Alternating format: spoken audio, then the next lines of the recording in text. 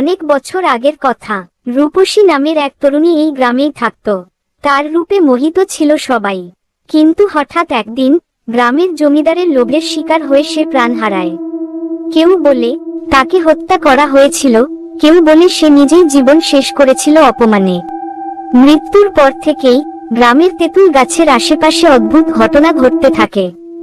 রাতের বেলা লোকজন গাছের নিচে সাদা শাড়ি পরা এক নারীর ছায়া দেখতে পায়। কেউ কেউ বলে সেই নারীর পা উল্টো, কারো মতে চোখে আগুনের মতো জ্বলে। যারা সাহস করে গাছের নিচে যায় তারা আর কোনোদিন ফিরে আসে না, বা ফিরলেও মানসিকভাবে বিকারগ্রস্ত হয়ে যায়। একবার এক ওঝা এল সেই গাছ ঝাড় দিতে। সে রাতে গাছের নিচে ধুনো জ্বালিয়ে মন্ত্র পড়তে শুরু করলো। হঠাৎ চারদিক ঝড়ের মতো অন্ধকার হয়ে যায়, বাতাস থমকে দাঁড়ায়। সবাই দূর থেকে দেখে সাদা শাড়ির ছায়াটা ধীরে ধীরে গাছ থেকে নেমে আসে ওঝার দিকে।